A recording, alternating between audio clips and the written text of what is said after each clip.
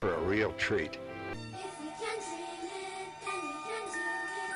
Yes, we can, yes, we can. Hang on to them hats and glasses, 'cause this here's the wildest ride in the wilderness. Hey Disney fans, come join the fun. Corey and Lawrence, the magic's begun.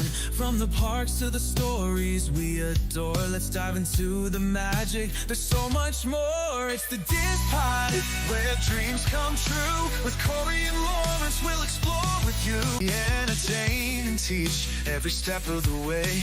With stories and facts, we brighten your day. From Disney history to tips and tricks, we've got the magic mix that always clicks. It's the DIZPod, where dreams come true. With Corey and Lawrence, we'll explore with you. Feel the magic, the joy and the cheer. Together we'll make memories year after year. The DIZPod, let's all sing along. With Corey and Lawrence, the magic's never gone. Bringing joy to your day in every way. In the DIZPod, where the magic's here to stay. You are now listening to a member of the Disney Podcast family. Head over to Disney Podcast Family on Instagram to see all the latest posts for this show and links to other great Disney podcasts. Hello and welcome everyone to the DIZPod. That's D-I-Z if you're scoring at home, Lawrence, as we approach 100 podcasts. Did you know, Lawrence, that most podcasts don't make it past a certain number? That's what you tell me. I didn't have the number. It might be 20, but we're on a roll. I think that number is 21. I think the percentage is like 90% don't make it past 21 episodes, and here we are approaching 100. Crazy. I can't lie to you. I mean, I'm just so busy that I told Tammy this the other day. I'm like, if it wasn't for having fun with Lawrence and doing this special project that we got going, and we got a goal of 10 years. Is it 500? Is it 500 podcasts? 500. Or 10 years? We figured 500 will take us 10 years. Right. Right. So, yeah, if it wasn't for you, I might have quit already. I might have quit by now. Seriously. And Lawrence doesn't know this. I'm just telling this to him now. You know, doing it alone and the grind of it, I probably would have ditched it by now. So, y'all, thank Lawrence for thank me for bringing on Lawrence, who inspires me to do this every week. And it's so much fun when we do it. It's a couple of bros just hanging out talking Disney is what it is. That's right. That's right. And you know what? It's I'll say two things. One, I think being on YouTube seems to be much better than audio primary. And then being live, I think really adds to the fun of it. So it's really the audience that really makes it much more fun. Not that I don't have fun talking to Corey, and we've done a couple of those, but when we went live, totally different. Yeah, and you know, trust me, there's a of some too, and others around me know there's so many projects that we could have done on this channel that I've come up with, but you need the time to do them. So there's a lot of projects that have just been scrapped because of time, right? I've come to you and others like, hey, got this great idea. I think this will work. We can do this. We're gonna have to do it every day, or we're gonna have to do it, X amount of times a week. And then it's like, okay, do you really have the time? It's like, right. No, I don't. So a lot of things go by the wayside for sure. Welcome everyone watching and listening live. We do this live because we do it for you. And we've got Izzo's Place here, Sharon Hecker, Roderick, who recently became a moderator, as well as Purple Pleasure and Paul Ingalls. So we're glad to strengthen our moderator team. People stay for a long time. So I'm hoping that we'll stay that strong for years to come and don't have to bring anyone else on. But other than the fact that, we grow more and we just need more help. Sure. Is the thing. We're always looking out. We're always there's strict qualifications for this. So no one takes it lightly, but there's a whole process that happens with, we don't just turn people blue. So there's that. What else? I was busy again at work. Work was busy, but I've been preoccupied in a little space in my brain with Epic today. So I was angry at Universal. Now I'm encouraged by Universal. I was going to kind of hammer them a little bit tonight. And I was like, should I do that? Because everybody's so high on the vlogs and the live streams coming out. And that's all great and awesome and unbelievable, But they did this thing. So for pass holders, a few months ago, they released dates for us to get tickets before anyone else. Awesome. That's a point for Universal. So we did that. We paid a higher price. Last night, the vlogs come out. I wanted to avoid everything. And then Jacob mentioned something. So we put something on quick and they started showing the park. And I was like, you know what? Let's just watch this thing. So we got a good idea of what everything looks like. But, like anyone else says, when they come to Disney and hang out with us, it's still not the same until you're there in person. So I figured no harm, no foul. So it got me excited about it. And I said last night, I go, when is Epic needs to give us a pass holder day? Because Universal has been really good to their pass holders. We still get pass holder nights, free nights at the park. So I'm thinking they should do that for us one day at Epic. Now, you could break it down. If I'm asking too much for a full day at Epic for all pass holders, okay, fine. At no cost, fine. Charge us $50 for a full day. Or give us 4 to 11. That's something like a pass holder night like that, like they normally do at the older parks. So anyway, what it came down to is the lowest ticket I can find is $118 a person. So you have to actually pay for this. They just released more dates at a discounted rate for us pass holders. So let me see. I got to say, what do you need? I'm literally texting everybody right now. So let's build up to it. So right now, as we speak, this is what happened. So I talked to Tammy about it, and she's like, if we buy more tickets, we're going to drop like $900 total for 2 days at Epic. And I'm like, yeah, I don't feel good about that because we've already spent $500. Yeah. For 3 of us. Now we want tickets for 4 of us. So what's happening now? What's unraveling as we speak is we found out that you can take those tickets that you bought previously and transfer them to one of these new dates released at a discounted rate. Does that make sense? Okay. So Shirley is on the line trying to work this out with them, and she just made connections. So she needs my permission. So I might have to mute in a second. Other than that, it's working out where I think we're going to be able to transfer, and then we can all go on the same date because we were going on different dates. It was a mess. Yeah. So that's my ramble. So it'll be kudos. It'll be kudos to Universal for allowing us to do this. Otherwise, I was going to have a real beef. So. Yeah, I saw that come out, and I went into the queue, and I think it told me we'll see you tomorrow about 8:30 in the morning. So God! Said, okay, well, I got to. I'll put that off to the side. But it got me thinking about a trip before July. I don't know. I was thinking about that. Okay, so hold like literally 30 seconds. Take me off camera if you need to, and then when I come back in, we can roll and bring in our guest. I'll give you 30 seconds to 45 seconds. Talk to the people. Okay. So we've got a lot going on today between Universal talking about the pass holder days and then D23 tickets. They announced that they would be going on sale as well. So that has really got me thinking about, can I make another trip before July? We have a trip planned for July. But the pass holder days would be like, I don't know, the 17th of April through the 8th, I think it was, or something like that. So totally trying to decide on if I can do that. I don't know that I can, but we will see. I got a lot of stuff going on at home and work. So we'll see if I can make another trip. I don't know that I can. But if not, July is right around the corner. So we'll hang on to that. Some of my friends are there. I call them friends. I've only met one of them. But Disney World is Awesome podcast. They're currently in the parks, hanging out, all of them together. So that's pretty cool. excuse me, if you don't know them, they're a great audio podcast. They are very funny, and we are looking to collaborate with them sometime soon to see what's going on. So tonight, we're not going to cover any news. We have a great guest, Pete Carney, Adventures by Carney, coming on the show tonight. So we will not cover any news. We'll just talk to our guest, and then we'll do This Week in the Parks, and then we'll have plenty of news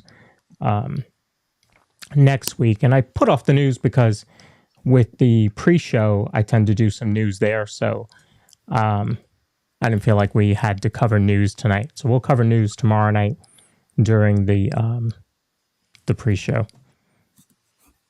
You know, that's more than 30 seconds, Corey. I just want to let you know. It's just got me sitting here babbling for more than 30 seconds. Anyway. No, so I was on my other computer watching the Mets game.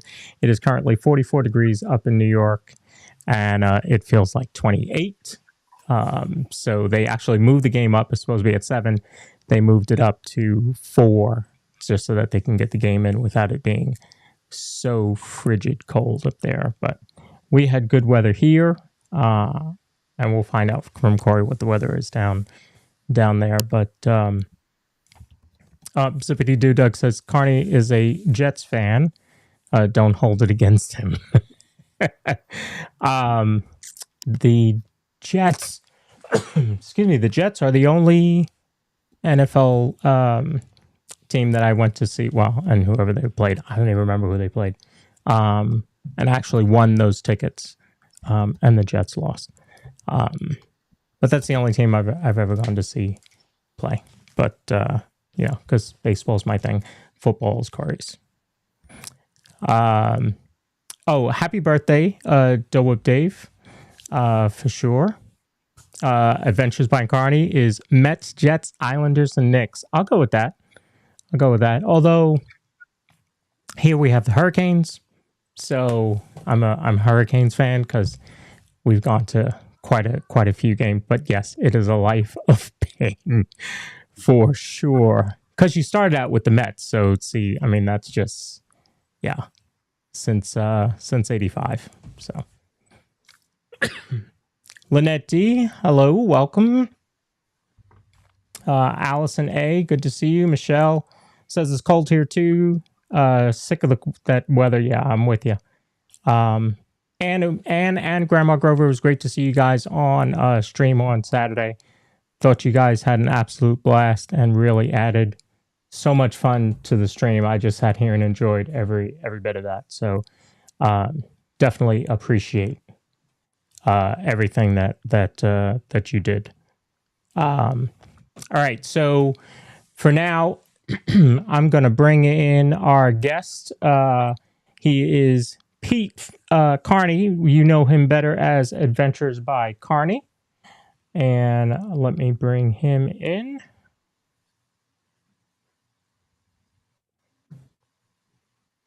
Pete, welcome. We made it. We're here. Thank you so much for having me. You're welcome. Thanks for coming in. I agree with you. He's taking way more than 30 seconds. This is a Pete Carney 30 seconds. He's learning from me. This is a Pete Carney 30 seconds. Like, dude, this is a two-person show. So thanks for coming in. Those of you, I mean, I would assume most of our audience knows you, but for those that don't, give us kind of an idea of, you know, your channel, when you started, what you're kind of about. Sure. So my name is Pete Carney. I used to live in New York for many years. I moved down to Orlando in the summer of 2017, which is crazy. I'm sorry, 2019. Yeah, because this will be my 6th year this summer down here in Orlando. Big lover of the theme parks. What is the channel about? We started the channel during the pandemic, and it really is, I love adventures and fun. I was doing a lot of traveling before the pandemic started where we had a backlog of video. I never thought I was going to do a YouTube channel. I liked recording and putting some stuff together. But it was someone at an event that came up to me and said, you should really do a YouTube channel. And I was like, I don't know if anyone would watch. But I like interacting with the audience. I like the sense of community, especially in the Disney, but I mean theme parks in general in Orlando. But in the Disney community, there's just so many great people. Speaking to a camera was never an issue. I grew up kind of on the stage. I was always doing acting or comedy or improv. So, and also I did radio and other broadcasts as well. Went to school for public speaking. So the channel just kind of happened naturally, and it's been an amazing gift. Like I said, I knew there was a community here, but the community that I've gained from the channel has been fantastic. And it's a little bit of everything. We're not just like Disney Carney, because I really do like mixing it up. I know I was just talking to you guys before we went on air. I was at the new Epic Universe yesterday. We go to SeaWorld. We've done Gatorland. I like all the fun pop-up attractions around Orlando. I still like traveling. It's not as extravagant lately, but I was up in New York this past weekend for 3 days, Friday, Saturday, Sunday. So it's still a very hectic, crazy life. And then all the other stuff that, my jobs and places take me all over the place. I do announcing and DJ work all over the place. I have offices in New York and Florida. So I'm all over the country, always doing fun events. And I just like taking everybody along. Nice. So where, what's the furthest away adventure you've done on that you've posted on your channel? That we've posted? Oh man. Well, I think when we first started, there might be some old stuff. I'm not even sure if it's still there, because I might have taken it down to re-edit it, because it looks so new. Like it looks so like we've been doing this for a few years now, so like it just looks so like 6-year-old me, literally like Steven Spielberg in the 80s put film over film. Yeah. But right before I moved to Orlando, I had just done some traveling in Europe. So I went to Oktoberfest in Germany. I did Amsterdam. I did Ireland. And then stuff all over the country, because a lot of our friends kind of went all over, and I love visiting them and their families and their kids. So I'm in the Carolinas a lot. I have friends and family all over the tri-state area. So New York, New Jersey, Pennsylvania, Connecticut. Through the channel, I've made so many friends from the Massachusetts area, so up the New England area. We've gone up there to do some group hangouts. They're amazing. We were just in Philly. We did an adventure to Hershey Park, where we did a channel meetup at Hershey Park. That was a ton of fun. Wow. Out to California. We've done California Adventure and Disneyland on the channel. So yeah, we've spread it out. We've done Colorado, Denver, the Great American Beer Festival. I'm a big fan of craft beer, so we do a lot of craft beer content as well. Yeah, I think those are all the most recent ones that would be on the channel somewhere. So how has your channel evolved? Like you said, you started out posting, and then somebody said make a YouTube channel, and you mentioned you start out those first videos. All of us will all laugh at our first videos, because you learn so much along the way, right? So how would you say your channel's evolved since you've been doing it? So I think when it first started, someone literally started it for me, because I was kind of on the fence. I wasn't sure if I was going to do it. So they literally was like, well, what if you had a channel? What would you name it? And I had some ideas, and they just started it for me, and they were really good at editing. I wasn't good at, let's say, long form editing. Like I could put together I'm kind of from like the Instagram. Hey, I could put together like little clips, highlights, but like the long form, and also editing myself was very different, because when you're editing like travel videos, a lot of the time I'm behind the camera but narrating, or it's just like putting music over fun montages and whatnot. But editing yourself can be a little brutal. So this person was editing videos for me. So the channel, the way to kind of evolve is that first few months was just like a random video. It could have been like a week apart or 8 weeks apart. It was just whenever he had the time to edit, putting some videos together. I'd say it started to take off so I was also back then working for WWNT at the time. So I was doing a lot of projects for them, some commercials and news stuff and shows. And then when we came out of the pandemic, they just wanted someone to go in the parks and live stream. And I was like, that's the easiest thing ever. I don't have to edit. I like to talk to the chat. I like to improv and have some fun. I know a lot of Disney facts. Let me do that. And it worked really well. I really enjoyed it. I think the audience did too. So when I left, I don't know if it was when I left WNT or right before I did, but I started doing live streams of my own. And at the time, I think YouTube required you had 4,000 watch hours and 1,000 subscribers. So we had to build it a little bit first. So I think about a year into having the channel, a year and change, about a year and a half from like the creation date. Live streaming is when I think the channel really took off. That's like our 2.0, because I just made a commitment to say, hey, I'm going to do at least 2 or more videos every week, or 2 more live streams plus other videos if I have to blend them in. But I really wanted to build a community and have some consistency.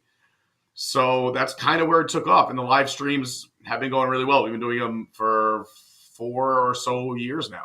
And the audience has grown. We have a lot of fun. Sometimes you obviously can't go live. So we it's still a blend. There's some events too that are just better edited. Even at Epic yesterday, I was very excited because I had gotten the date before we even knew we could film. But then also we asked if we could live stream. And I hadn't seen anyone live stream yet up until yesterday. Right. So I was going up my first lap. We got there early.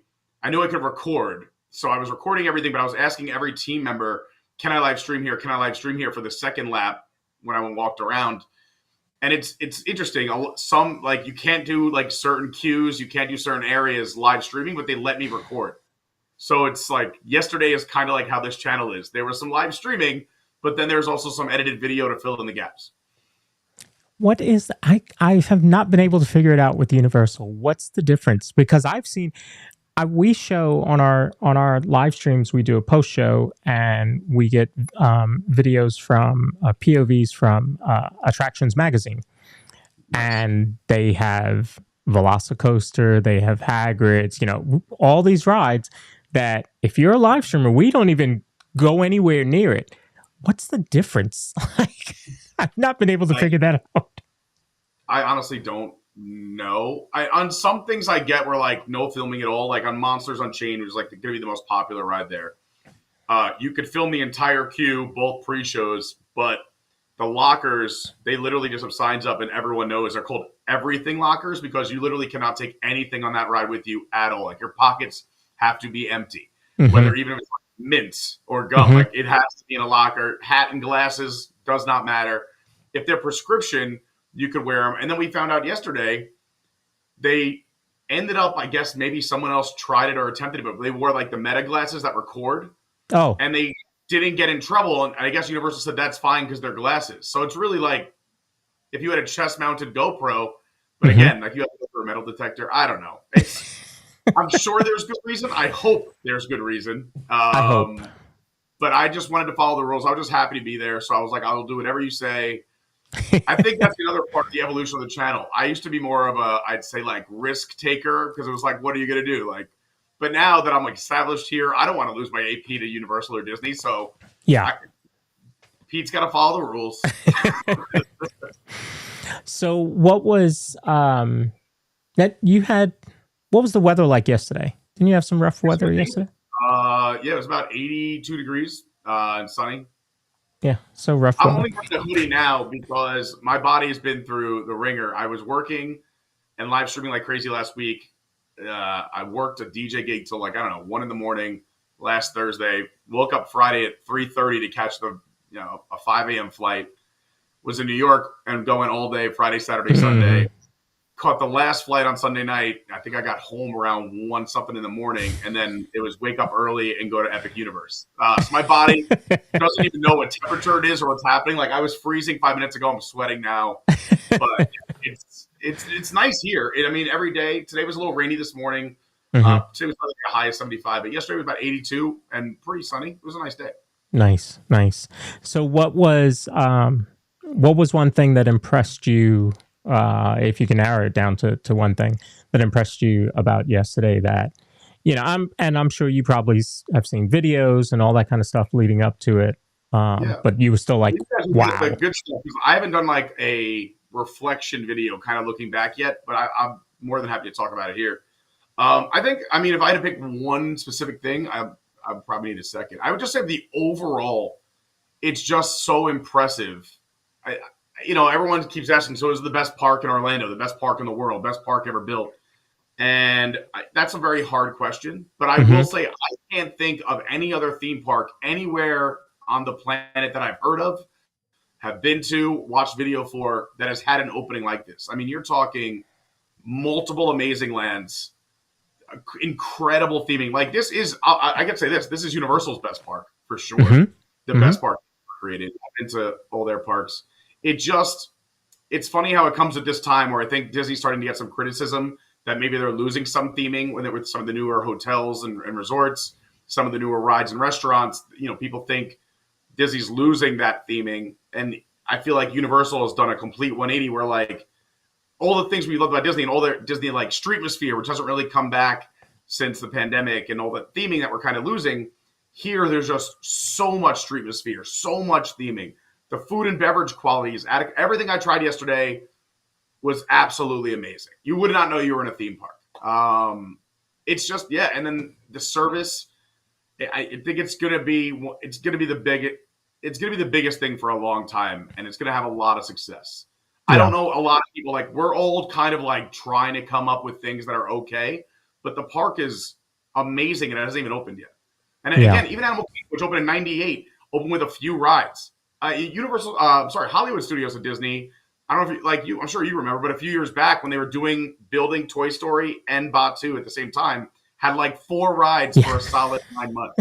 It was bonkers. And this park's opening with 12 attractions where 8 of them are mind blowing. And then you have 4 that are super cool. It's going to be a big deal for sure. So that's one thing that stuck out to me when I thought about, Epic is like, where do you go first, right? And you have all these big, like e-ticket attractions. Yeah. Like I don't think they planned on opening with any, with much of a tier. It's like, bam, we're just going all out. Yeah, I think they're going to hope people hit some of the shows, which will eat some people.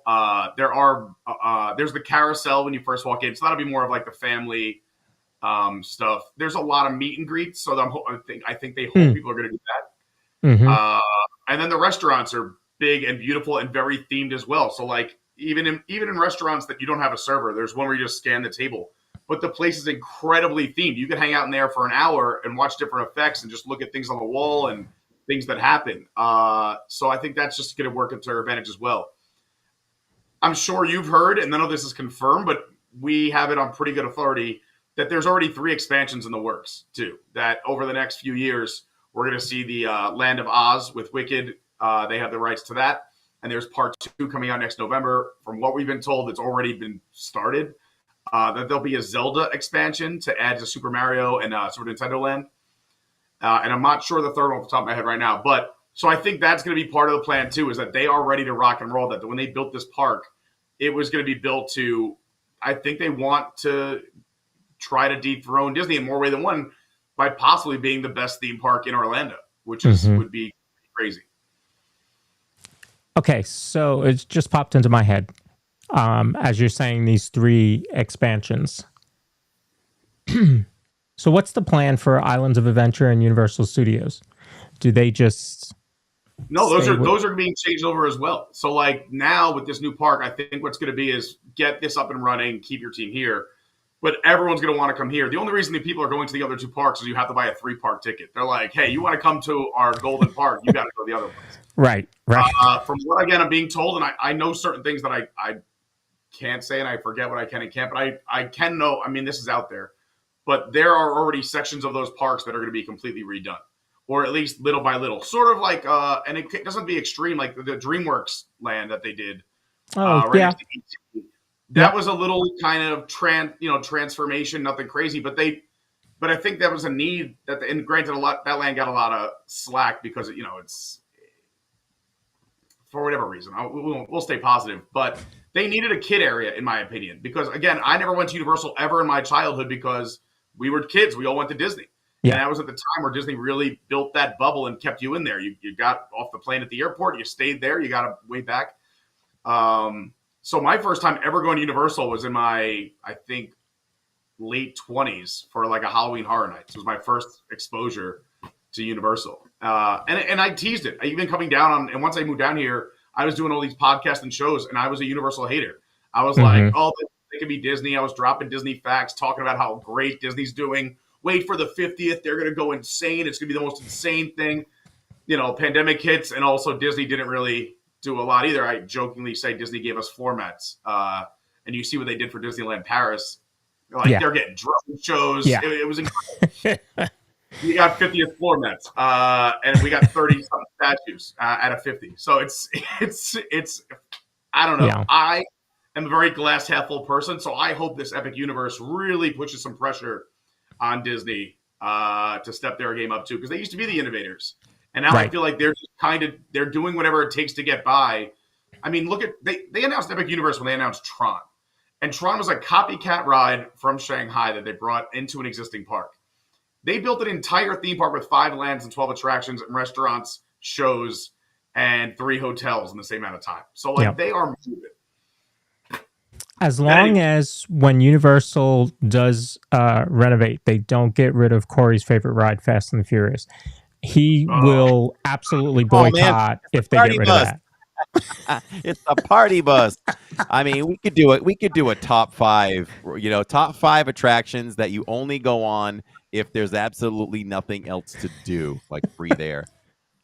Which would be what? Fast and the Furious. It would be for me at Disney, it's Buzz. It might not be that popular, but right now it's Buzz. Buzz is like the worst Disney ride out there because you don't know whose target is or whose red dot is whose. It drives me nuts. You saw the update that's coming, right? Yeah, I did. So I'm excited about that. But will it be enough? Will it? I'm not sure if it'll be enough. I was excited initially. You don't know whose target. You're going to have your own color target shooter site. You'll know which one is you, at least. They addressed your issue number 1. They heard what you said. Yes. Good. Because I always talk about that. Disney aside when I'm live now and then. I don't know if you do that, but I'm like, Disney, listen, we have to have a talk. This is what we need. Yeah. I've been pounding the desk for Buzz for a long time. And like you said, we like to keep it positive for sure. I love Disney so much. You love Disney, Lawrence. We all love Disney so much. You hate to say negative things. I try to say constructive things, So that's one I've been pounding the table about. But yeah, so going back a little bit, do you think, we do feel like we've been talking about this more often lately. We thought, would Disney feel the pressure of Epic? And I feel like we're starting to feel more like, no, I don't think they care that much. I think that they rest on the Disney name and they know that people are still going to come. But is that all driven by just that? Or is it also still driven by finances? Because they were in trouble for a bit. And I think they're okay now, right? They're much better. I haven't looked at the difference between movies are doing better. Movies are doing better lately. Well, the big pressure financially for them is when they bought Fox for $70 billion, they put so much debt on their books. So it was really hard to justify, hey, we're going to spend another X billion dollars on X, Y, and Z when we have to service the debt because we're paying so much interest every single payment.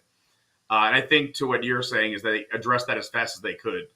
But I mean, the parks, we always say, this is what keeps the company afloat. Disney Plus loses money. The movies were losing money. Everything was losing money. The parks kept the company afloat. So you got to invest in what works. And I think that's why we saw that huge announcement from, Josh D'Amaro and Iger saying, we're going to invest all this money in the parks over the next 10 years. But now they're kind of walking that back, saying, hey, if there's tariffs, we might need more time. It might be a different version. And we all know what happens with Disney concept art. It starts to change a little bit. And then we all go, no. Yeah. Let's talk about that for a second, because it reminds me of something my son Jacob said yesterday. The concept art. Do they try to really wow us knowing that it's not going to be exactly that way? Or is that the true intention at first, and then as things start to be constructed, they start to scale back? It's a good question, right? Because he was even talking about the Disneyland concept art. He's like, come on, Dad, Pandora's not going to look like that. There's like water flowing in the background and all that. He's like, it's a neighborhood back there, So, I wonder, even when they did Toy Story Land, have you noticed, or did you know that if you're standing in line for Slinky Dog, all the drawings on the back wall, there's art there. There's pieces of the attraction. That is the real concept art. That roller coaster was supposed to have so many more special effects. I mean, Toy Story Land got tremendously budget cut. So, but you're totally right with that concept art. I think it's a mistake. Instead of trying to impress us, I mean, it's like the little theme park that cried wolf. You can only fool us so many times. So we're like, all right, this is great in, the land of your imagination, but what are we actually going to get? What is it going to look like? And then again, not to compare, because again, I really am a Disney guy at heart, but Universal, if you look at their concept art for Harry Potter and the Ministry, and then you look at the people's pictures and videos there, it is dead on. It is like, you walk in there, you literally can't help. I was editing myself today, and I hate the way I sound because I'm so close to the camera, but I walk in and I go, oh, wow. Like, I'm just verbally out loud keep saying things. I'm like, shut up. You're so annoying. Like, you can't help yourself because you're just in awe. Right. I saw the Ministry of Magic on YouTube yesterday, and I was the same way. I was like, oh my God, this looks just like the concept art. This is spot on. It doesn't even still look real. And I'm looking at the real thing. It doesn't feel real inside of it. And then as you're getting the facts, I'm with my team member friends, are like, oh, it took 65 tile layers, 8 months just to put the tile in. You're like, it's crazy. So, okay. So the next day that you're at Epic, what's the first ride you're doing? All right. So let's say I'm not with anyone else. It's just like me and I can pick anything. I'm probably going to do Stardust Racers first.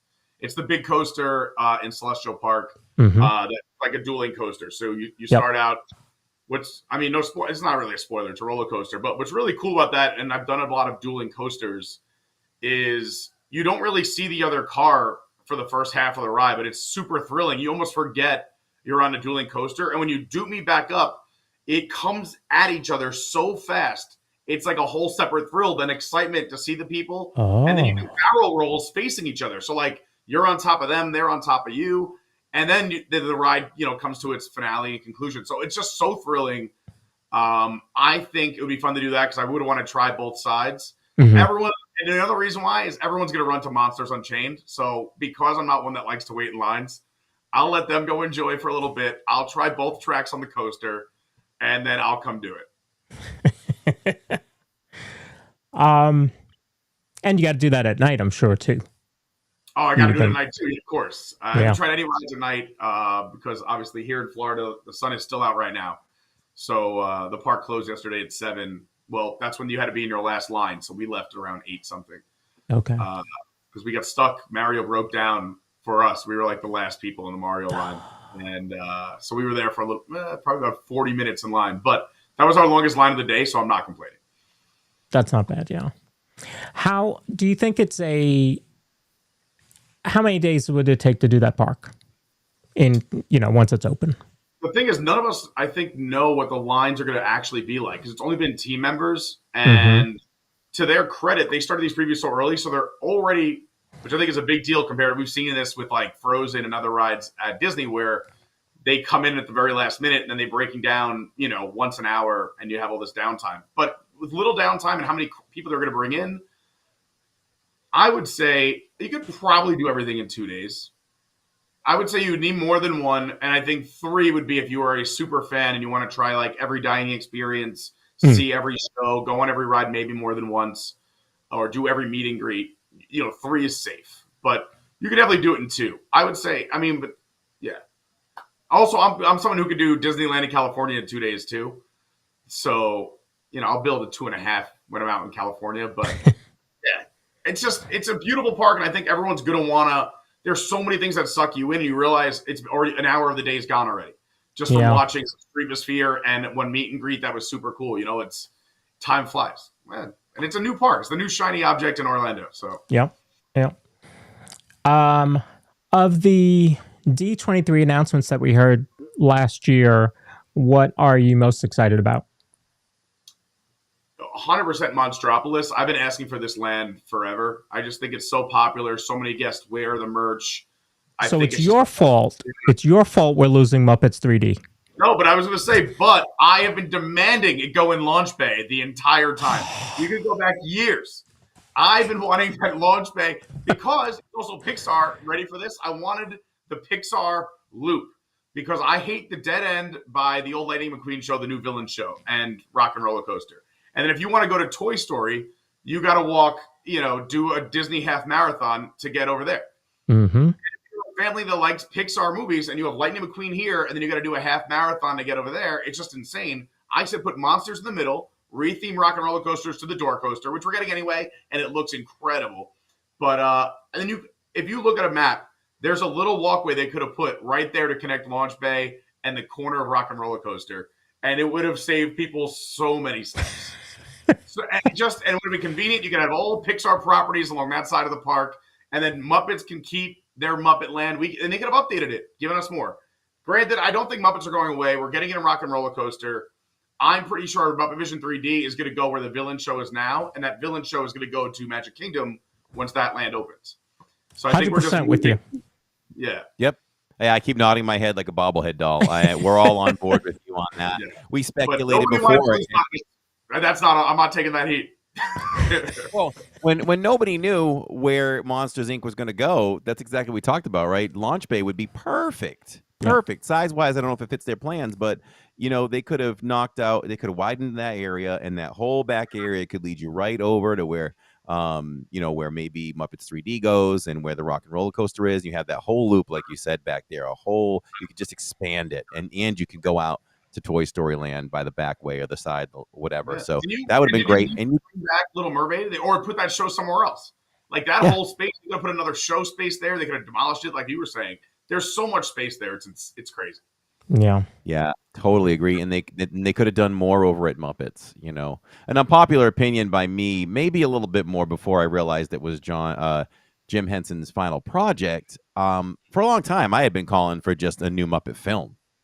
We need something new. Like, we've seen it a million times. I know it's sentimental. I grew up as a Muppet kid too, but anyway, with that, they could really refresh that area. They could give Muppets more. I'm with you. I love that film, and I think you're right. I think there's so much nostalgia in it, and also because Jim Henson, passed away. It was his last project. They actually released it one day from his death. It was a year later on the day. That's when it opened. Oh, wow. Fun fact. But they did crazy stuff like that. I mean, they would never do this now, but Beauty and the Beast, the show, which has been running since 1991, I believe, opened at the park the same day it opened in theaters. So if you were in the park that day, you had no idea. You definitely didn't see the movie unless you came in the afternoon. But they put so much money into a stage show with just the premiere of a movie. They didn't know how it was going to do. And it just worked out. Like, they would never do that now. Like, it's crazy. No. Oh, wow. Wow. And I am not sick of Beauty. That's my favorite Disney animated movie. We just saw it on Saturday again. We usually, between Saturday streams that we do Hollywood, we alternate between Indiana Jones and Beauty and the Beast. And we saw Beauty and the Beast the other day. And I am not sick of it for one iota. I just love that show. It can stay. It can keep going. And if you're seeing it, go to it and look at the faces on the kids and adults around you. Like, then you'll get a piece of that magic back, because maybe you've seen it too many times, or you just start having a bad day. But you see the magic being created through live theater, and it's such a beautiful thing. I love the live shows. Yeah, absolutely. That's why I'm so pumped for Villains, that they have these live actors instead of like the Cars show I never really went to, because it's just the same show every 15 minutes on screens. I love the fact that we have live actors, and that's exciting. That's what Hollywood Studios used to be all about. How do you feel about the 40-minute length? That's what I was just going to say. And from maybe a personal standpoint and a streamer standpoint, because I have my view on that too. Yeah, 40 minutes as someone who does live streams in the park all the time is going to be a lot. But I'm happy they're putting backs on chairs. Honestly, I think if the show's good, I don't think it'll be that bad. One, it does keep people in there longer, so that means ride times will be shorter in the park too. As opposed to just like the 15-minute air conditioning cool off of the last version. But if you think about it, like Festival of the Lion King is a 30-minute show, end to end. Nemo is about 35 minutes end to end. So this is only a little bit longer than those. So if it's as good as those, I think they can get away with it. If it's not even close in comparison, people are going to be getting up in the middle of that and walking out. Yeah. From a streamer standpoint, I'm like, well, it is a decent break you get, right? You can sit back, relax, cool off, let the show run, as long as the audience stays. Yes. Because one thing I've noticed, as much as we love, say, Muppets 3D, I usually lose about 20 viewers when I sit down to watch Muppets 3D. They come back eventually, but it drops. So there's definitely people that aren't because I have found the same thing. So I hold the glasses in front of the camera the entire time. So my arms are dying because I'm holding the gimbal and phone, and glasses, and I'm trying to line them up perfect where there's never like a bubble or blurred vision either. So Mhm. it's a half an hour arm workout for me when Yep. I'm in there. Yeah. So let's run with that for a second. What is like the biggest struggle you've ever had to sacrifice for your audience that they don't realize? So for me, I would say a couple are just a few weeks ago. Lawrence was like, because we're unique too, where Lawrence produces the live stream from home. So Yeah. if I'm So speaking, he I runs watched those. graphics for I me. know. Okay. It Yeah, seems yeah. so awesome because you have someone interacting with your chat too in case you're in the middle of something, which is really neat. Exactly, and we'll communicate back and forth about things as we go along, as you would a real broadcast. But he was like, "Hey, a lot of wind here tonight for Luminous," and I really wouldn't have realized that. So I had to like do the same thing. Like I had to block with one arm, the air and hold, and I couldn't do any zoom in, zoom out, nothing. It was basic that night, but I blocked. The sound would be more important. So I'm dying, breaking a sweat. My arms are shaking. It was an arm workout. And I had to do that for the wind high atop the Contemporary one time to show Oh, enchantment that's a and good one. sleeve. Yeah. And it was windy. So there's times that we definitely sacrifice. Anything stand out to you like, wow, that was tough, but I felt like I had to do it? I mean, a bunch of times, but I'll just think about like a family that's watching, like around the dinner table or at the couch. Like, if I could give a little bit of entertainment, like I'll take the arm workout, I could use it. I don't really mind. I don't know. It's sometimes I think the bigger sacrifice, to be fair, and I think you would understand this, is just how much more time things take than I think people realize. And you're giving so much time, and I don't mind. Again, I love the channel. I love the audience. I love the community. But when people see, I think in video runtime, I might have 15 hours a week, but really about 30 hours went in to those 15 hours and just maintaining the channel or setting up a live stream or cleaning it up afterwards or making thumbnails or what do you put in the description. And then also just researching what's going to be a good live stream. Like you could just go to a theme park, but what's coming up this month? Let me take off from work. Let me move my schedule around so I can be at this event at this time. Because I know not only does it do well for us in numbers, but it does well because people want to see those things and you want to bring that to them.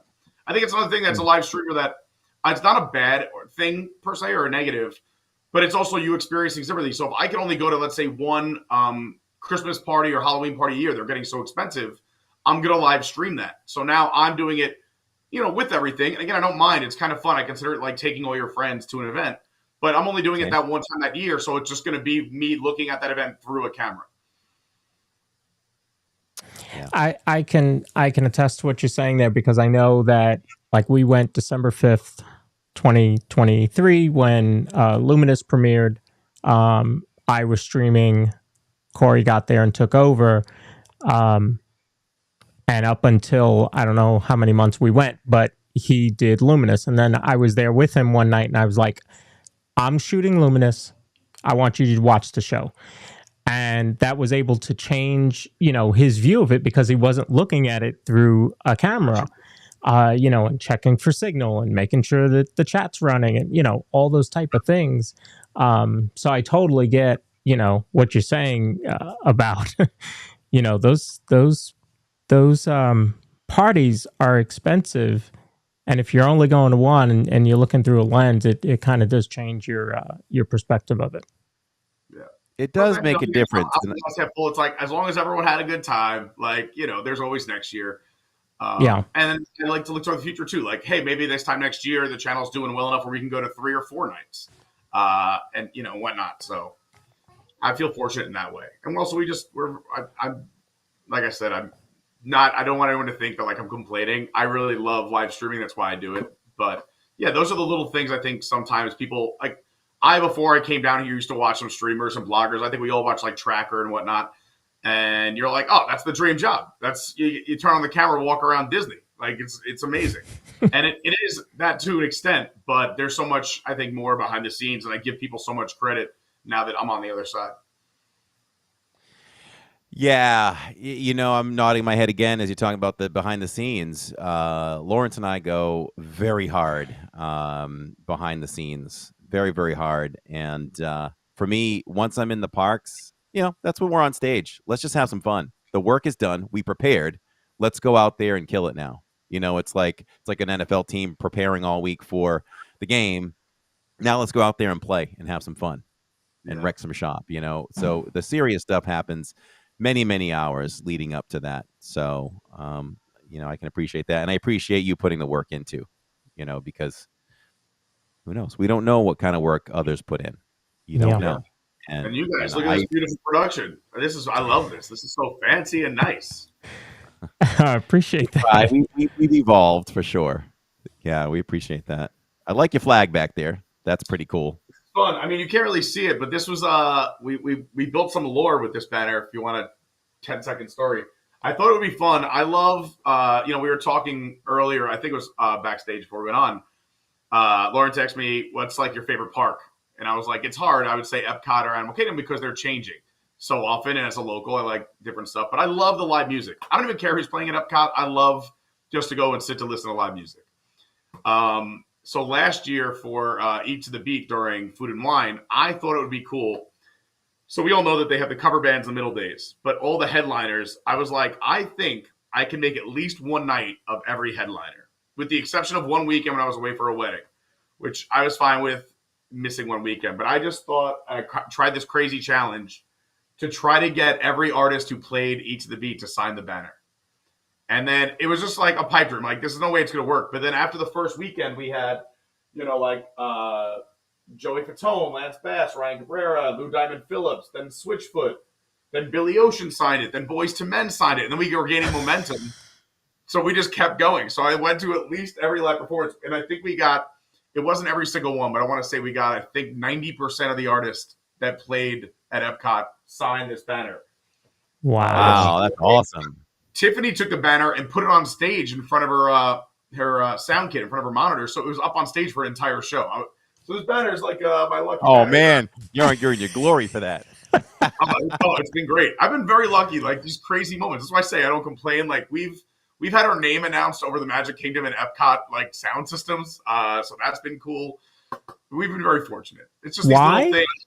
Yeah, I have my own secret drink at Animal Kingdom. You can literally, I'm not joking, anyone in your audience, go try it. You can order the Adventures by Carney margarita or just Carney or Pete Carney margarita at the restaurant, the Source Lounge. We have our own secret menu item. So like these little things makes the little Disney fan and nerd in me so excited. How does that come about? We just joke about it. Like we walk into Starbucks and we're like, we got the LID special, number 1, number 2, number 3. Now we've got the LW special when you go make the popcorn in the confectionery, but we don't have a real thing. I honestly don't really know how it came around either. I love cast members and team members, but when you get some really good, outstanding, just make you want to be a better person kind of people, I gravitate towards them as often as possible since I'm a local. Same. So Jimmy is a bartender over at the restaurant, the Source Lounge, and whenever I went to Animal Kingdom, if I was moving for a drink, even if I wasn't, I would just kind of pop in and say hi. Now it's even cooler because they have the interns with the guitars. But just to go in there, it was a place to get some AC, say hi in the back of the restaurant, the Source. And he was just always such a friendly face, shake your hand, tell you a story, listen to your story. Even while a whole line is forming, just talking to everybody in the room. He's this manager of people and makes everyone feel like they're the most important person in that space. So I spent a lot of time there, and he noticed that I like margaritas. So we jokingly, I think it was more of a joke in the beginning of like, I just started walking in and going, I'll have the Carney margarita. And he would just make up, the one I like. And then it kept going. And then he goes, oh, someone the other day came in wearing your shirt. And I asked them if they wanted the Carney or Adventures by Carney margarita. And they said, yeah. And I was like, oh, people can do that? He's like, yeah. I was like, and it's going to be like the same way I like it? And he's like, yeah. And I was like, this is amazing. And then I think it was Earth Day with the anniversary of the park. I brought like 20 people. We did a meetup. We do a meetup every April as like our anniversary of starting live streaming. We're doing one at the end of this month. It's free. We just tell people where we're going to be and come hang out with us. And then we do a few dinners where people just pay their own way. But we did Animal Kingdom's birthday on the 22nd one year. And I brought like 20 people in and we ordered 20 Pete margaritas. We were chanting Jimmy. We were singing songs. It was so much fun. It's like a local bar. Yeah, that's awesome, Lawrence.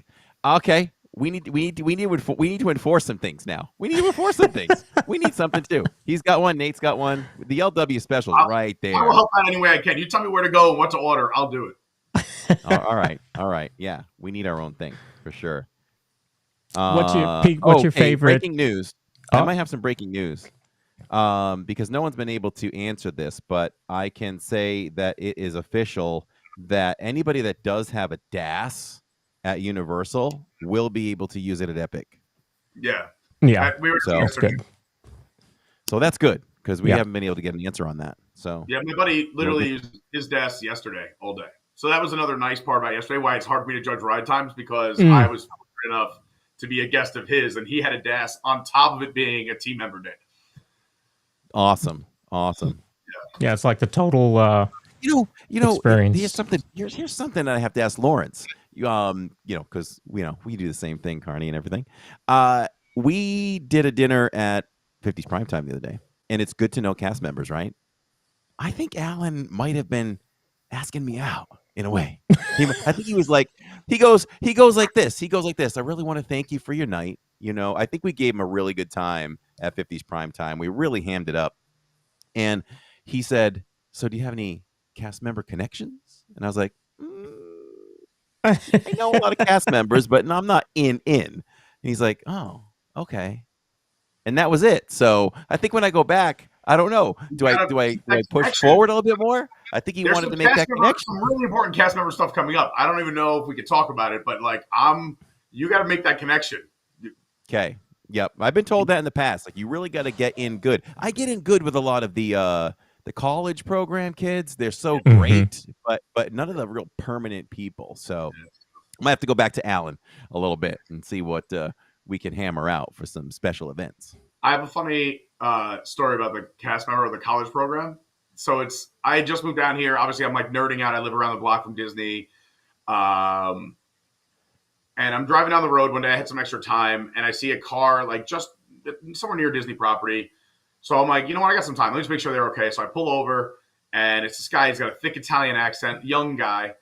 But he's like, I don't know like where to go. I'm going to do a terrible Italian accent here. But, I'm just going to put your own Italian accent on this any way you want. Just picture me twirling spaghetti. But he needed a whole new tire. He didn't have a spare. So I go, you know what? I got a little bit of time. I know there's like a Walmart up the road. Do you want to go there? He's like, sure. So I take him, and he's like, all right, you can go. And I'm like, well, listen, you're just going to get a tire and come back. I don't want to leave you here. And how you have a tire and an Uber? I'm like, just go ahead, get your tire. I'll wait. So I wait, take him back. I find out that he, I don't know, was going to work, but he wasn't not in Epcot clothing because I guess he was changing there. But I'm like, look, I'll change a tire for you. Just help me out. So I change a tire for him. And literally he's getting his car and he goes, this means so much to me. I know you mentioned you like Disney. I'm like so-and-so at Epcot, Italy at this place. And it's like my girlfriend's favorite place to go. So I'm like, oh my God, no way. We'll come in this week. He's like, yeah, anything you guys want, I'm going to do. Thank you so much. And I'm like, no. Like I would have done it anyway, but no, thank you. It's like 2 days later, the pandemic hits, everything closes down, and all international cast members are sent away. And I'm like, no, my pizza man. Yeah. Oh man. And Yeah, anyway. so, and you also started your channel right around that time. Yeah, So I was just getting started. yeah, so you're starting to grow, and then all of a sudden they shut down the parks. What did you do? How did you get through that time? So I was still working for WDWNT at the time. So I did a show for them every Thursday. I would do a 3-hour show. And I was just lucky, but I thought since everyone's not doing anything, just messaging a bunch of people in the Disney community. And I got a bunch of people to write me back. So I had guests on the show once a week. Like I would call the guys from like Jelly Rolls and have each one on once a week to play piano for an hour segment. I got Yeehaw Bob to come on and do 45 minutes. I got 2 of the people from Tiger King. I don't know how, or if they did any homework at all. But we had 2 of the stars of Tiger King on. Just the most random assortment of people. We had a voice actor from Disney. We had Carol Stein from the UK and Grand Flo. Just random people. And that was it during the pandemic.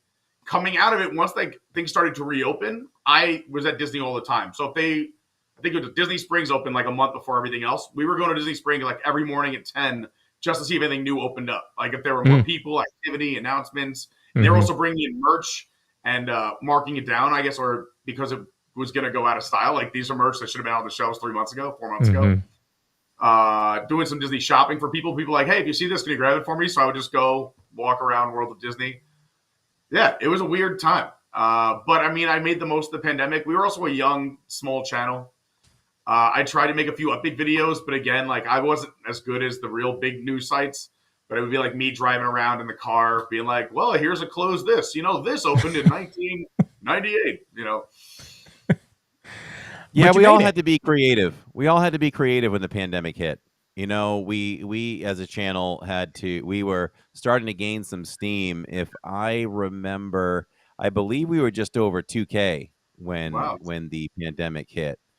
And that was a lot of blood, sweat, and tears to get to that point. And for all of a sudden, for our stage for content just going down, we had to all come up with things. And I've always complimented those channels who powered through that and came up with their own things. It was really amazing. I mean, we did a lot of stuff from home. We did Friday night cooking in the kitchen I love cooking that. with Diz or something. We did that. We tried to replicate Disney recipes, which was kind of comical because I am not a cook, or I'm not that much of a cook or whatever. So you get to see me fail a lot, but we had fun, Jillian and I.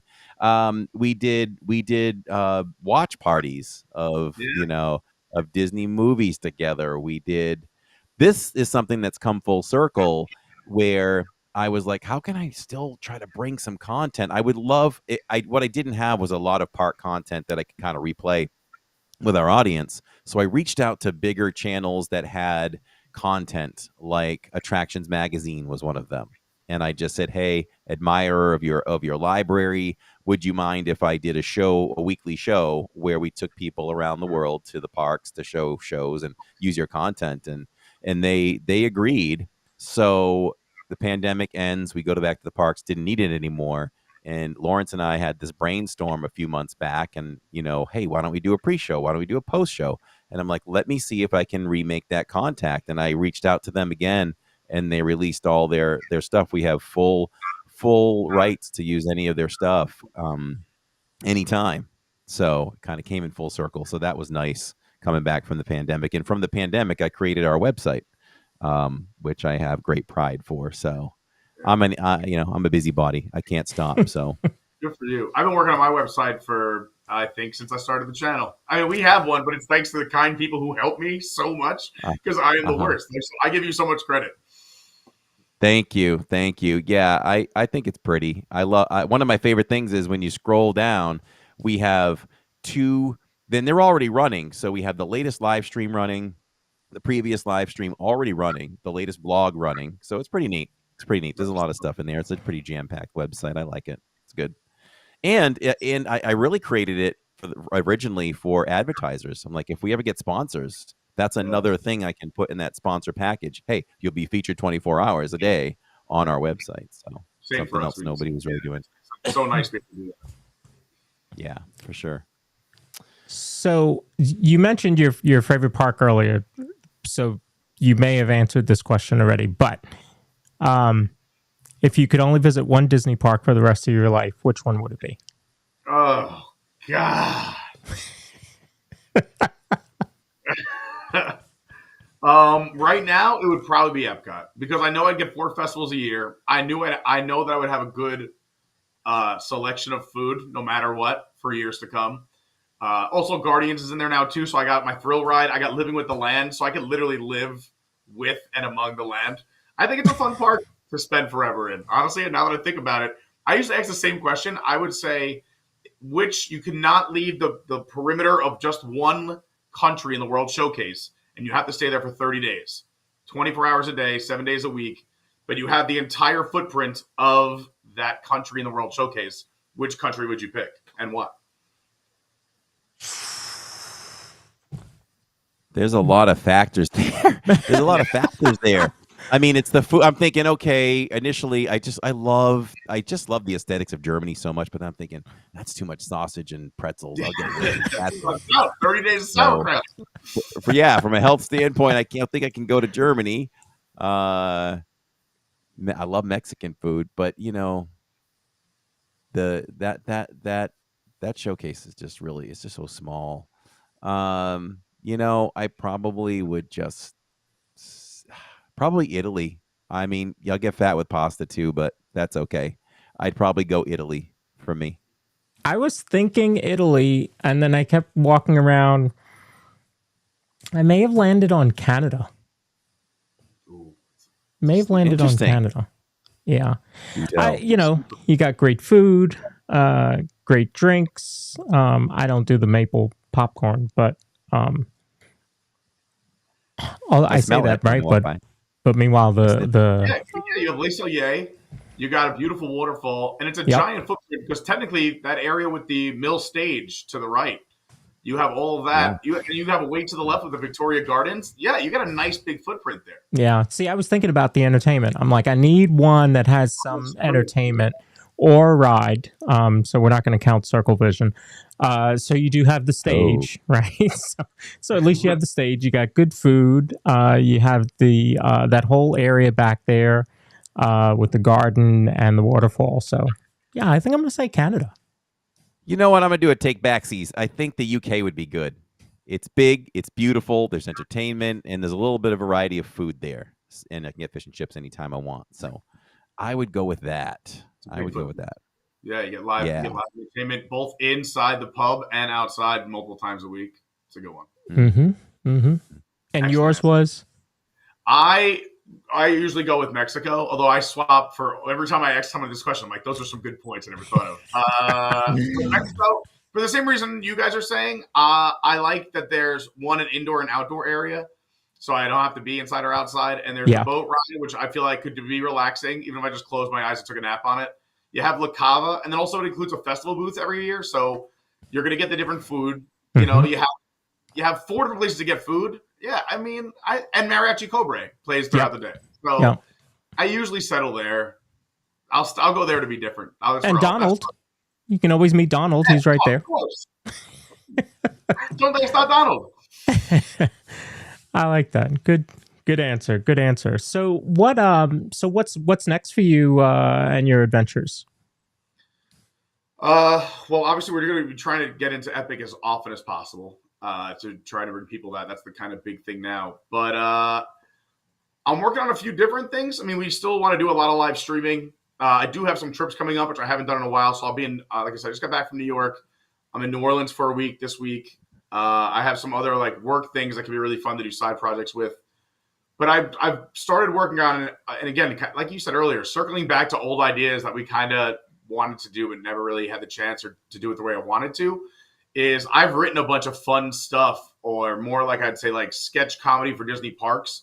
And I feel like now I have the capability to actually like have friends that can help me film it and bring some of these things to life that'll be funny and even possibly go viral moments. Because I tell a lot of people, like, you're never going to have 1 million people watch a live stream. You'll get a few thousand. You could have great days.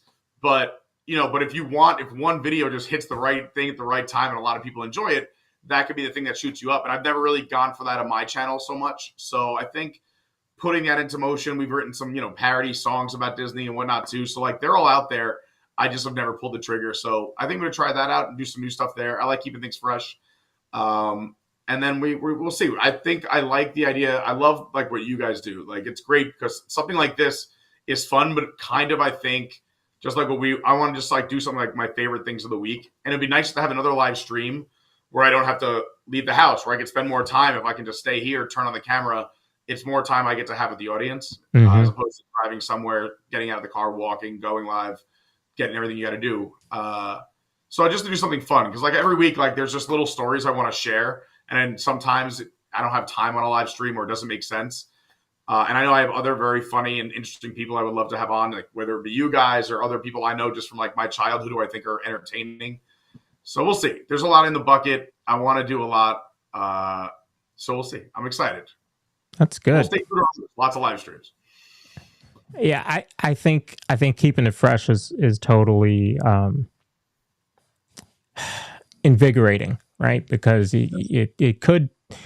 A lot of people ask, why would anybody watch somebody live stream? Right? It's the same park. The park doesn't really change that much. Blah blah blah. I'm like, but it's not about the ride. We know what Grand Fiesta Tour is going to look like. Right, yeah. Even though they refurbish it, it's the same ride, folks. It's we know what it's going to be, but it's not about that. It's about the entertainment. It's about you guys as the hosts interacting with the audience. It's the audience interacting with each other. And that's really what makes the difference. But if you can bring something fresh to it, that's great. So like I'll give the audience here a little hint. We're revamping a lot of our graphics so that they're more in tune with each other. So we're working on that now, and so that'll take me a little bit of time. So you keep that stuff up, and it I think you'll be able to continue streaming for forever. I mean, like we talked about in the beginning, a lot of podcasts end before 20 episodes because they just run out of stuff. Just keep reinventing yourself, and I think it's great. I think it's what the audience wants. My stubbornness and motivation definitely keeps us going. We set a goal. We're going to do this for 10 years. That's it. Unless, if we're healthy and we're able to do it. And even for live streaming, I want to do it. I'm going to kind of look towards don't know if I'll be lucky enough to retire, but I think about 62, which is only 9 years from now, Lawrence. Wow. That doesn't even make sense.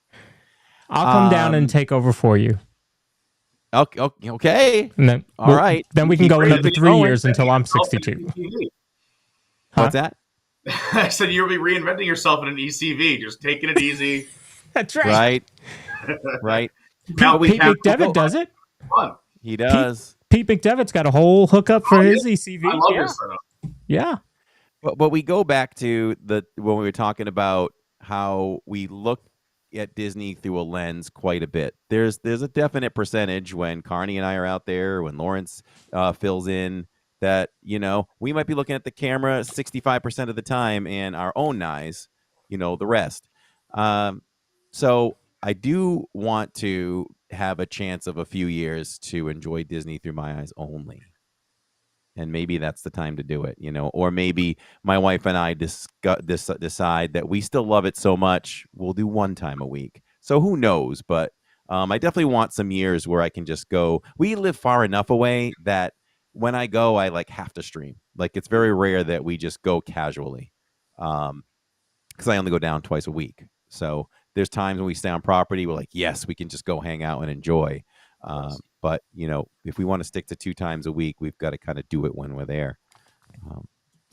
Yeah, I get it. I totally get it. Yeah, and even I find too, and that's why I give you a lot of credit, because if I didn't have that every third visit I'm not on camera, that's what kind of reinvigorates me too, and it allows me to see things that I totally forgot about, because I'm normally doing the same thing. I know where to go, what to do. I know where the reception's good, but if I'm just walking, oh my God, I totally forgot this exists here. And that is so cool. Or something oh, I got to do this on a stream. I forgot we can go, for a while, I just forgot Rafiki's Planet Watch existed. I just forgot. Mm-hmm. But then I went one day, I wasn't even on camera, and someone wanted to go there. And I'm oh yeah, that exists. I should probably go back there.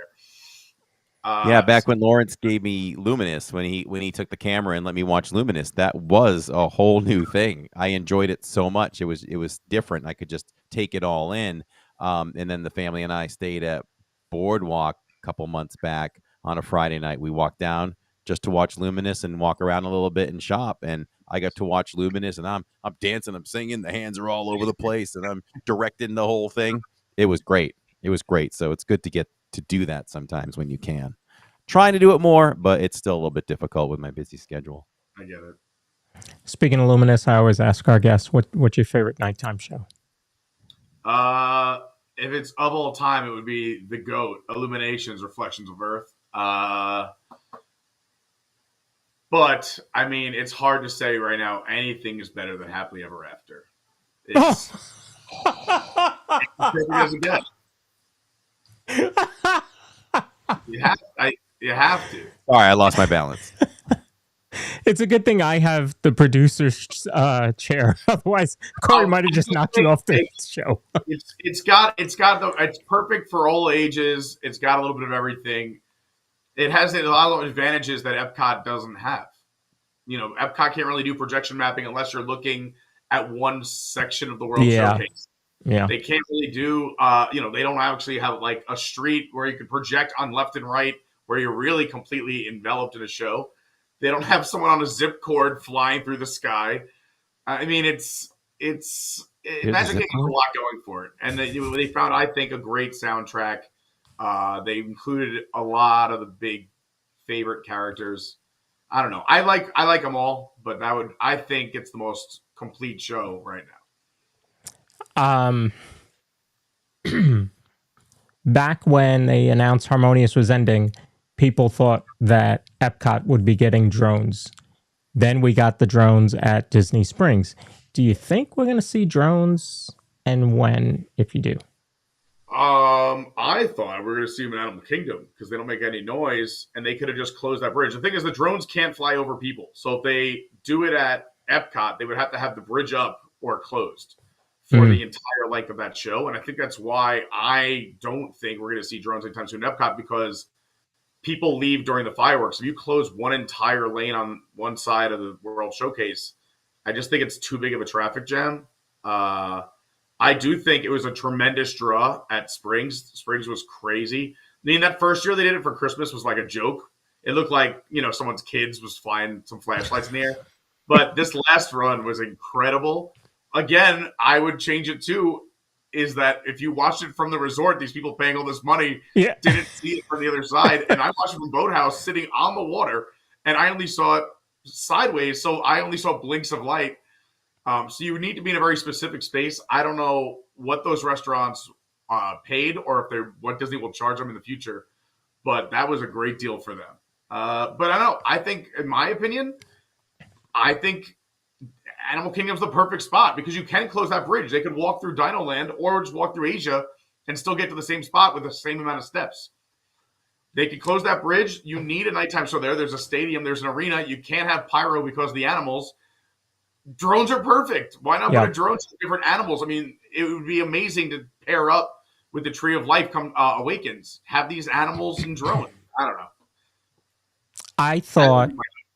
I thought that Dreams That Soar was only there as a limited engagement because it was a test run for Animal Kingdom. So that was my theory from the beginning, but it hasn't shown up yet.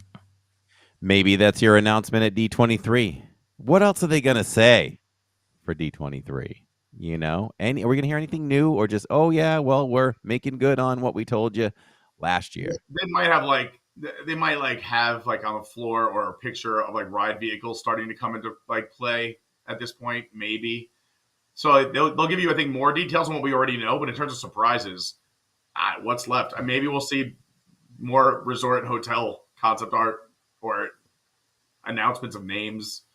But yeah, you're right. What do we not know? Mm-hmm. Yeah, it might be a down year for D23 for sure. And there's so much that is out there that might not even happen, especially with Iger's announcement that hey, because of the tariffs and supply chain issues, we're going to do our best. Don't hold us to it. That's crazy. Mm-hmm. Yeah, that worries me. Because that was a great build up. I remember I was talking to Corey on the phone. He was driving home from Disney Springs, and we were talking about all the announcement that had happened. The show was still going on, and I'm like, "Yeah, Iger's tomorrow's on stage wrapping up," and we were talking. We were just excited about the nighttime parade. We were like, "That's it, we won. This is us. Yep, this is our year." I was like, "You don't have to say anything else. I'm good." Yeah. And then I'm sitting there, and Magic Mirror comes on and stops tomorrow, and I yelled at Cars wait, I think we got something else. Hold on. Something big coming through. And that was a huge announcement. So I don't know. Hopefully everything still goes on. But no, it's going to be a down year for D23 because this isn't the big one. So I think we're going to hear anything major. Going for us is Disney also cut a deal with the Central Florida Tourism Board, where they have to do a certain amount of millions or billions in work over the next 10 years as a deal they made with them when they settled. So I think that's the one thing we have going for us, is that there's at least a minimum they have to spend. So at least they can't put a project on hold for a year because of X, Y, and Z. Mm-hmm. Okay, good. That's point. True. So it has to get done. Yeah, it may not be, whatever they quoted, but it's definitely at least 80% of it. So it's still enough to build a lot of lands. Because they announced a lot. We're getting Cars, Villains, Tropical Americas, Monstropolis, the new coaster with the Muppet. Like, we have a lot in the works right now. Yeah. We do Yeah. a lot to be excited for Yeah, sure. Nighttime Flight's exciting. Little Mermaid's about to reopen. That's exciting. I mean, it's going to be a fun time to be a Disney fan, I think, and watch over the next, 10 years, because we're just going to be starting to hit with stuff year after year. We get the new lounges this year at Pirates of the Caribbean and Spaceship Earth too. I always forget about those. Yeah. What do you think about the what they did with the new DVC lounge in Magic Kingdom? And you can look in the windows. Yeah, I think it's great. Honestly, I always said I can't believe Disney still has a shooting range here, and it's such a use of space. Why not turn it into it? It was great. I mean, I'm not a DVC myself, but I know so many people that are, so I get to go in and hang out. But I'm happy. Anyone who pays extra should have perks. That's why, as like an annual pass holder, I believe like we should be getting certain perks. Not all of them, but like I'm happy for the DVC people. You pay dues, you paid a ton of money to join. Have your own space. It's beautiful. Do you think there should be a lounge for the annual pass holders, similar to how they have the store over at Universal? Yeah. Last year, they did one in Morocco for like a month or two, and that was great. Yeah. Fancy. I've always thought there needs to be one. We should have them in every park. I think so too. And I'm not DVC either, but I have DVC friends, and they deserve more than they get. I mean, they're investing a lot of money. For anybody that doesn't know, you pretty much invest, we'll say, a minimum of between $25,000 and $30,000 when you first get in. And from that's the bottom level of points. And I mean, from that, if you compare it to annual pass holder benefits, they really don't get much. Mm-hmm. They don't get anything else. We get the same discount as DVC. We just don't, we don't get a chance at some of the after hours events that come up. But besides that, and even those Moonlight Magic, a lot of DVC don't live locally. They're gonna have to build a vacation around that. And they have to fight for those nights. And can use nights like that because we'll actually show up. Like we want to go. When you were talking about the Universal stuff earlier, I was like, yeah, exactly. Preach. Yeah, Universal is really good. I feel Universal is really good to their pass holders. Disney does magnets, but you get a magnet or a button from Universal as well. They have a lounge year round for us. Exclusive pass holder merch, straight up pass holder merch. Disney doesn't do straight up pass holder merch. Yeah, it might have Orange Bird on it this month, this festival. Great pass holder, it says. But how about give us some? I am a Disney pass holder, and I want to wear that. Yeah, I want to show that. I don't want any characters on it. Just give it to me. It's such a lost opportunity. It is. They'll make more money. I don't understand that one. And then the other one is we used to have pass holder nights at Disney. We had that, and we were lucky to go to maybe 2 a year. And Universal still does it, and it's a fantastic time. We did it a few months back in low ride times. You're there from 4 to 11 or 4 to midnight, whatever it was. We had a great time. Special pass holder drinks. It was so much fun.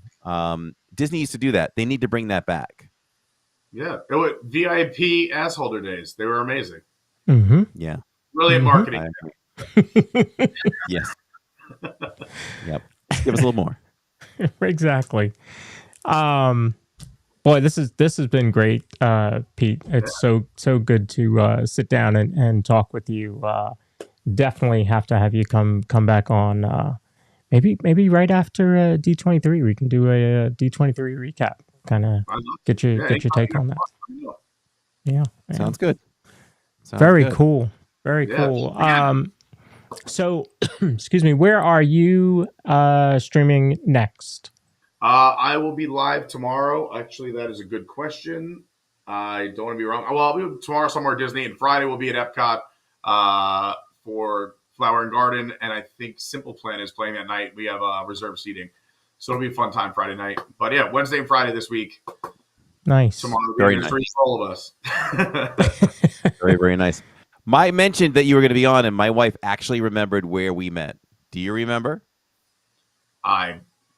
No. I mean, I probably do the minute you say it, but it's all a blur. It was Epcot. It was at American Gardens Theater. I was walking by, and I think you stopped me, and we chatted. We chatted quick. We That chatted makes a quick. lot of sense. I hang out there Yeah. all the time. I love the live music, so I'm usually hanging out either reviewing food in America just so I can go to the theater or sit and listen to the music. So anyone who walks by, that makes sense. Yeah. Yep. And Corey, you are at Magic tomorrow. We are at Magic Kingdom tomorrow. I have no idea. What's that? What time are you going live? Oh, about 6:45 to be safe is when I get out there. Lawrence might start the Make pre-show sure at I'll do it at a different 6:30. time. So I'll make sure I'm done before that, and then I'll tell everyone to go watch you. I love that. Hey. I don't mind that partnership at all. I like that. That's great. I'm down for that for sure. So it's around 6:45. I'll tell everybody to stay tuned at 6:45 to go over you. Okay, Appreciate that. that sounds good. Yeah. That sounds good to me. For Yeah. sure. Yeah, so I'll start the pre-show. Corey will go live from Magic, and then our post-show is going to be a little new stuff from Epic. So Nice. we're going to show a little bit of that, and I think we'll show a fireworks show. I don't know which one yet, and then we always do the Kiss Goodnight. We always show the Kiss Goodnight when we're at Magic. Because Disney won't. If they we won't do. do it, we'll do it. So Before we let him go, I wanted to mention I caught a little bit of your stream yesterday, and how did it feel to go live for 2.5 hours without a gimbal? Because I've done it. I have done it. I showed up. I showed up for a restaurant review at Enzo's, and we could have stopped. And I'm like, no, man, I'm determined as heck. And you know what? I held it pretty steady for however long we were live. It was hard, but I've always been complimented because we used to do things without a gimbal. We went a year doing vlogs without a gimbal, so I developed a pretty steady hand. But I wanted to ask you after watching last night, like, how was that for you? Painful. So painful. Like, of course, like I'm getting to live stream. Not a lot of people, if anyone has live stream from here, this would be great. The worst part is I had the gimbal in my pocket. And because I said I did that first lap doing everything first, so I had to lay the land for the live stream, in one of the locker exchanges, because we all put our stuff in one locker at a time, it must have been the piece that goes on the back of my phone that connects to the gimbal must have just popped off or stayed behind. And just in the hustle and bustle, didn't even notice until it was time to go live. Oh my gosh, I don't have it. Now my team member friend is getting, because it was team members only to do Ministry of Magic ride. So he was looking for his time. I said, perfect, I'll run to the car. He gave me the ticket and grabbed the piece. I brought it back up because, I was planning ahead. And then I get to the gate. I'm like, just to be safe, if I run out to the car to grab something out of the car and come back, and I come back in there, like, you have to be the team member. So I messaged him like, hey, how long do you think you're going to be? He's like, an hour at least. I'm like, so now I have a decision to make because I know we're leaving the park at a certain time. It's already like 5 o'clock or 4. It was like 4 at this point. So it was just, I guess, no gimbal is better than nothing at all. But it was just so painful because I wanted it to be, I was very excited to live stream yesterday. But we did the best we could. I still wanted it to be fun for everybody, but there was definitely frustration. Yeah. I've been there. I mean, there's times you question yourself so badly. I'm on the tram heading up to Magic, and I'm looking around, and I'd be like, I'll text my wife, I'll text Lawrence, I'll be like, I don't have the streaming phone. I just can't believe this. I don't have the streaming phone. It's like, okay, what can we do? All right, well, we'll go 1080. We'll use the iPhone, that kind of thing. I know what it's like. I've probably done a small handful of things where I just didn't have all my equipment. So I literally make a list now, and I go down the list and I check it 3 and 4 times before I leave because I just have to. Yeah, my streaming is very similar like the cell phone wallet keys, like walking out the door. It's now cell phone wallet keys. That's it. I'll be heading out the door. I have 1 foot out the door, and she'll be like, "Do you have a Magic Band?" Oh no. Yeah. Do you have the battery? I've gone through so many Magic Bands that I forgot, and I used to keep 3 bonus ones like in the glove compartment just in case. Those are now all gone. I'm like, oh no. Oh geez, I keep meaning to keep a spare in there too, and I haven't yet. I need a spare. But hey, it was great having you. Time went by so fast. You're welcome back anytime. And if you're ever out there early and I'm going on late, and if you want to send people over, I appreciate that. And we'll continue to keep an eye on you and let people know, the same. And what time are you going live tomorrow, Pete? About? Well, that might change things up there. So I might either see if I have a meeting, so I can move it. I can either I'm either doing it pretty close to rope drop, or I'm gonna go right before I think Paul. That way I can just like as a general lead in, like maybe like a 3:30 to 6:30, and then kick everyone to you guys. Or I'll try if I can move stuff around to get to one of the parks at like 9 and do like 3 hours in the morning, and just tell everybody, hey, later on tonight there'll be another stream on your channel. So everybody watching. Friday will definitely be for Simple Plan. So like Friday will be in the evening. Friday will be like a 5 to 8 sort of thing. Okay. So if you're watching, the link is in the chat. Actually, I'm gonna drop it again. All right. While you do that, I'll say blast the chat. 36 minutes remaining. There you he's go. still waiting. All right. We're gonna get there. First tickets everyone since 5 o'clock, and I have 36 minutes left.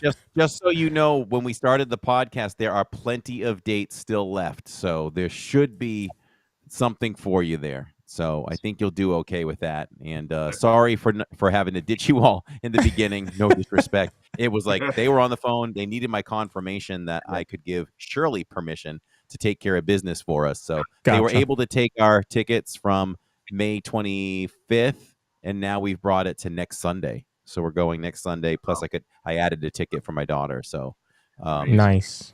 They worked miracles. So kudos to Universal. Let's just make sure we shout out Ann Gilnack, who dropped a $5 and a $10 super chat while we were live. Thank you so much, Ann. It was so great to spend time with you last week. Always amazed Diz. And she says, great DIZPod tonight. Great guests earlier. She said, we always get the great guests. So compliments to Carney. And we appreciate her. So make sure to subscribe to Pete. He'll be live tomorrow during the day, and then Friday night at Epcot for Flower and Garden and Simple Plan. That should be a lot of fun. I'm excited. Thanks again for having me, guys. This is awesome. Yeah, let's definitely do something again. Yeah, Sounds definitely. Great. Thanks. We'll talk to you soon. All right, take care. Bye-bye. Wow, that was cool. Yeah, you're having fun when time flies, right? Yeah, exactly. Our goal was an hour, and we're an hour and 40 in. So yeah. Hopefully, whoever listens to our podcast always listen to the end. That's great. Disney Daddy-O's here. He says this was a great interview. Thank you. You're so welcome. Thank you so much for being here. We appreciate all of you as much as you all appreciate us. That's for real. That's for real. Yeah. So your date is April 27th. Charlie saying, "All right, this is going to be good." April 27th. Now we've got to discuss what we do for content. I'm definitely bringing the Osmo. I'll go with a clean. I have from now. I can go with 2 clean. What do you call it? Memory cards. Which will give me quite a bit of content. And we'll get what we can. I'll just make sense of it, and we'll release some of that as we go. We'll do some food reviews and everything. Us seeing Epic for the first time. And I'll ask. We'll see. I expect 0% permission to record any kind of rides or anything, but we'll try. We'll do as much as we are allowed to do. It looks like the channels that have gone already have done all the cues, so we can certainly try to do all that. We'll do as much as we can, for sure. Good. All right. So yeah, tomorrow night we'll be live somewhere between 6:30, 6:45. I'll start the pre-show. We'll go out to Magic Kingdom, enjoy the evening out there, and then we'll do the post-show. So, and then where are we Saturday? Back at Epcot? So I did an extended schedule here. I'll just spit it out. Always subject to change. It won't change this week. But we have got Magic tomorrow night, and on the 12th, which is Saturdays, we are at Epcot. It'll be Jacob's first time at Flower and Garden, so we'll try some more foods and enjoy everything that the park has to offer that we can. We haven't been on Soarin' in a while, so it'd be nice to get on Soarin'. We can always grab Ratatouille. It's nice to do the single rider line, and maybe grab that main meal at Regal Eagle again. It's just so good. It's so good and it's so easy. It's so good and so easy. Yeah. Next week, I'm slated for Hollywood Studios on Wednesday, and then I was putting in for Magic on the 19th. Oh, wait, the 27th is Epic, right? Okay, so we're okay. And then Magic. So think about it this way. Wednesday and Saturday, the next 2. Magic, Epcot, Hollywood, Magic is what we'll do. Okay. Eric, good to see you. Oh, you know what? You know what, too? Where this lines up to, where I'm looking ahead before we go. There's going to be a change the following week. Have I told you about it officially? No. So we are going to be live on Wednesday and Friday night, a rare Friday night, because we're Yes. doing Lion King off Broadway at the Yeah. Walt Disney Theater on Saturday. So we are doing Friday instead of Saturday, but that is not till the 25th. Okay. So we'll definitely make you all more aware of that as we approach. That way you still get to enjoy us. We're just going to give you a Saturday off. It makes me a little sad still, but at least we're delivering that content for you one night before. And so I guess that weekend for us looks like I could change the park, but right now I'm slated for Magic on the 25th of Friday. 26th will be at Lion King, and then 27th will be at Epic. What a weekend. Yeah. And we get to go to bed early, but Epic doesn't open till 11. Oh, okay. So that's pretty good. You know, Yeah. you still get to sleep in and get yourself there. I'm going to be pumped and excited and nervous. Like, I want to be pulling up at, like, I don't even know, 9:30, 9:45. I want to be there. So it's going to be Court exciting. Marie, you're checking your points and you're actually gaining points tonight. I don't know how that's working because we're not using Streamlabs, but congratulations. There's a monster in the machine, Lawrence. There's a monster in the machine. I will quickly say hello to leading from the front, which is my bro, one of my bros. Oh, yes. Or bro of mine. He's a Yeah. blood bro, and he's listening on the way home. So that's good. Tina Marie, good to see you. Thanks for checking in. Appreciate it. All right, have we said it all and done it all? Or Yeah, another great episode. Love having great guests, especially from the community. It's just so much fun, and Pete's a great guy.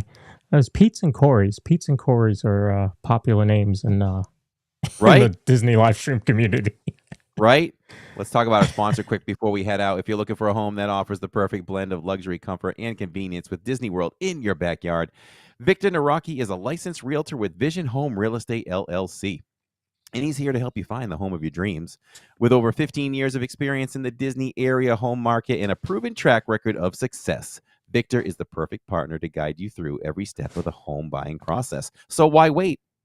Visit celebratingflorida.com today to learn more about Victor's exclusive range of properties and schedule a viewing with Victor. Your dream home is just a click away, and you can watch Victor most Sundays right here on this channel. We simulcast his broadcast from his channel at Victor Naraki. Go over and subscribe if you enjoy. You know, if you're just kicking around on Sunday and you want to relax and watch some home tours, it's a really good stream. It's fun to watch and look and dream and hope, and maybe you're serious about it too. So Yeah. definitely help Victor out and do that. And I believe he's going to be off for the next couple weekends because of the holiday. But if he is streaming on a Sunday and I can stream it or simulcast it, I will certainly do that. But this Sunday, we actually have a Relive in Diz in the can for 2:00 Eastern Standard Time. And that is going to be the return to the parks after the pandemic. And so you are at Animal Kingdom for the first park back. So take a look at that, how it was returning to the parks after being closed for 4 months. And the reason why we did Animal Kingdom, you think, why would you return to the parks after 4 months? Not to diss Animal Kingdom, but why would you choose Animal Kingdom of all 4 parks when you're returning for the first time in 4 months? It was because park passes went so fast. Yeah. Only Animal Kingdom was available. Yeah. We were worried about, are we ever going to get into Magic Kingdom again? You know, what's going on here? This is tough. Yeah. But so, yeah, we're glad to continue the Relive in Diz. It is the replay. Learn and watch how we evolve to what we are now. Yeah. Absolutely. All right. Thank you all for being here. This has been great. Check out Adventures by Carney tomorrow during the day, and then Friday from Epcot at Simple Plan. And as Corey and I said, we will definitely have him back on. That was a lot of fun. Absolutely.